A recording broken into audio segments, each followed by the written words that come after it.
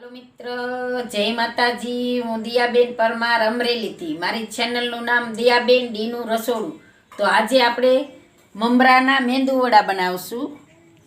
તો આપણે આ મમરા લીધા છે, આપણે 4 વાટકી લીધા છે, અને આપણે આ જીરું લીધું છે અડધી ચમચી, આ આપણે મરી પાવડર લીધો છે અડધી ચમચી, અને આદુ આપણે થોડું ક્રશ કરી લીધું, એક મરચું સુધારી લીધું, મીઠો લીમડો આપણે સુધારી લીધો છે, સ્વાદ પ્રમાણે આપણે મીઠું લીધું અને થોડાક ધાણા લીધા, અને આપણે ચોખાનો લોટ લીધો છે, અને 1 વાટકી આપણે દહીં લીધું, અને મમરા પલાળવા માટે આપણે પાણી લીધું છે, અને આપણે તળવા માટે તેલ લીધું છે। તો હવે આપણે મમરાને પલાળી દઈશું। તો આપણે આ મમરા આમાં પલાળી દેવું। આપણે 4 વાટકી લીધા છે, તો સરસ મમરા ધોવાઈ જાય અને થોડાક આપણે પલળી જાય। તો આપણે આ રીતે આને પલાળી દેવાના। તો મમરાને ઘડીક આપણે પલાળવા દેવું। તો જો આપણે સરસ પલળી ગયા છે। તો હવે આપણે આને આ રીતે આમ દબાવીએ અને આપણે કાઢી લેવું, એટલે પાણી નીતરી જાય। આ રીતે દબાવી લેવાના। વાટકી હોય તો વાટકીને ગાવણી લઈને આપણે દબાવી લેવાના, પણ આપણે આને દબાવી લેવું હાથે। તો આ રીતે આપણે બધાય દબાવી લેવું। તો આ રીતે આપણે બધાય નિતારી લેવું। તો હવે આપણે આમાં નાખી અને લોટ આપણે બાંધી લેવું। આનો સરસ લોટ નાખીને બધો મસાલો નાખીને આપણે બાંધી લેવું।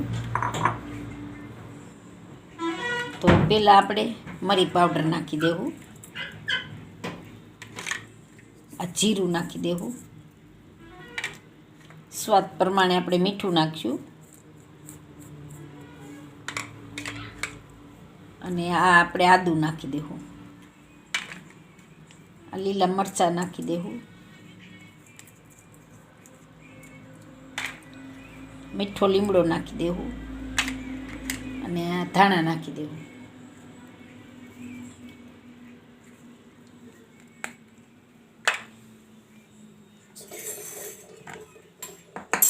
હવે આપણે આને પહેલાં મિક્સ કરી લઈએ આવી રીતે આમ, પછી આપણે આમાં લોટ નાખીશું।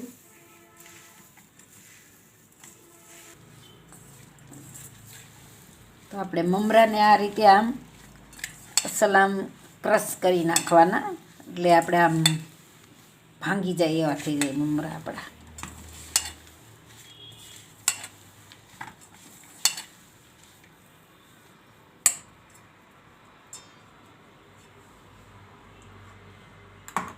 તો હવે આપણે લોટ નાખીશું, ચોખાનો લોટ નાખીશું। પહેલાં આપણે 3 ચમચી નાખીશું, પછી જોહે એ પ્રમાણે આપણે નાખીશું, અને દહીં નાખીશું। અત્યારે આપણે 2 ચમચી દહીં નાખીશું, પછી એવું લાગશે તો આપણે નાખીશું। હવે બધું મિક્સ કરી અને આપણે બાંધી લઈશું લોટ।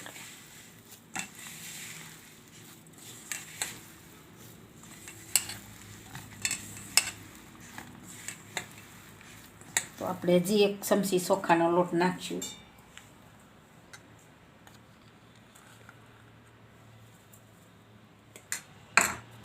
અને દહીં નાખીશું।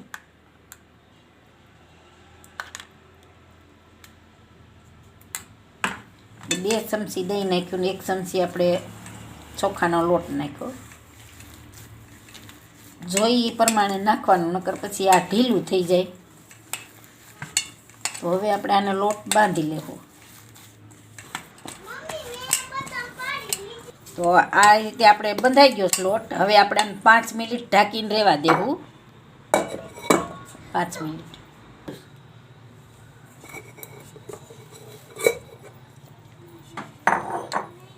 તો હવે આપણે આ સરસ લોટ થઈ ગયો છે।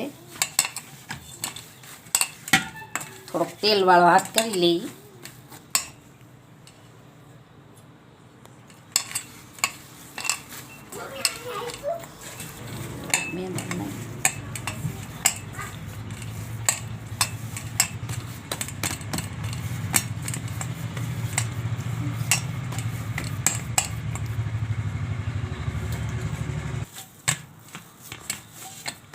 તો હવે આપણે તેલવાળો હાથ કરીને તેલ ચોપડી દીધું એકદમ સરસ. તો હવે ગેસ ચાલુ કરીશું અને આપણે તેલ ગરમ મેલી દેવું. તેલને આપણે ગરમ થવા દેવું.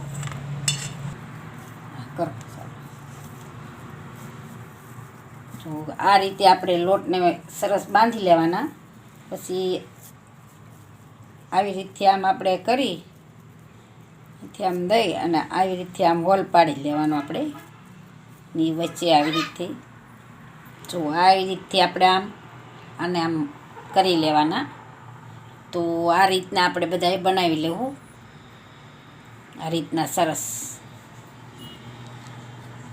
મોટા બનાવવા હોય તો સેજ મોટા બને, નાના બનાવવા હોય તો સેજ નાના બને. તો આ રીતે આપણે બધાએ બનાવી લેવું. જો આ બધા આપણે એટલા થઈ ગયા છે. તો હવે આપણે જોઈએ તેલ આવી ગયું છે.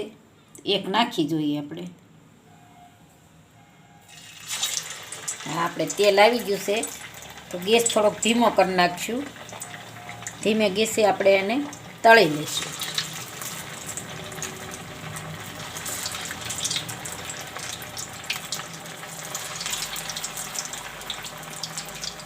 એને આપણે ધીમે ધીમે સડવા દેવાના છે.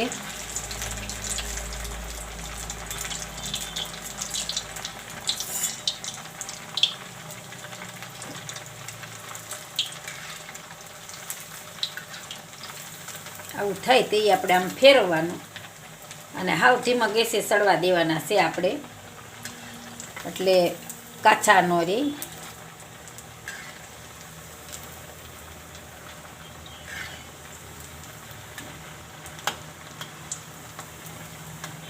તો આપણે આને સડવા દેવું. જો આ રીતે આપણે ગોલ્ડન બ્રાઉન જેવા થઈ જાય ત્યાં લગી આપણે એને સડવા દેવાના, પણ ધીમે ગેસે હાવ સડવા દેવાના. તો આને આપણે સડવા દેવું.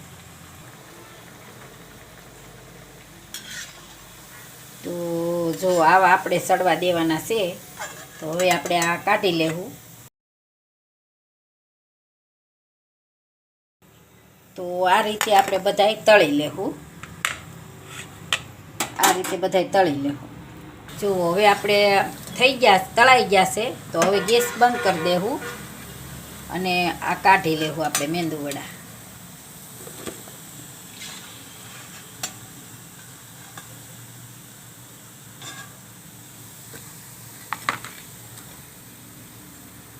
હવે આપણે ગેસને ફેરવી લેવું અને કોઈ. તો તૈયાર છે આપણા મેંદુવડા. તો આપણે હવે સર્વ કરી લેવું. એકદમ મસ્ત બની ગયા છે મેંદુવડા.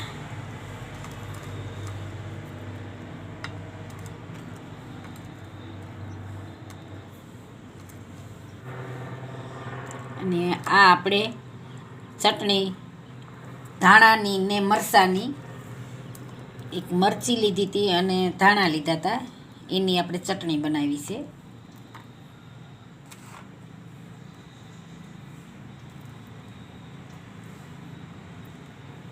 જો એકદમ મસ્ત બની ગયા છે. જો એકદમ મસ્ત બની ગયા છે કડકડિયા. એકદમ સરસ. જો મસ્ત બની ગયા છે. તો આવી રીતે આમ એકદમ મસ્ત લાગે છે ચટણી અને મેંદુવડા. તો તૈયાર છે આપણા મમરાના મેંદુવડા. જો મારી રેસીપી પસંદ આવે તો લાઈક કરજો, શેર કરજો અને સબસ્ક્રાઈબ કરજો. બેલ આઇકન જરૂર દબાવજો. કોમેન્ટમાં બતાવજો કે તમને કેવા લાગ્યા મમરાના મેંદુવડા.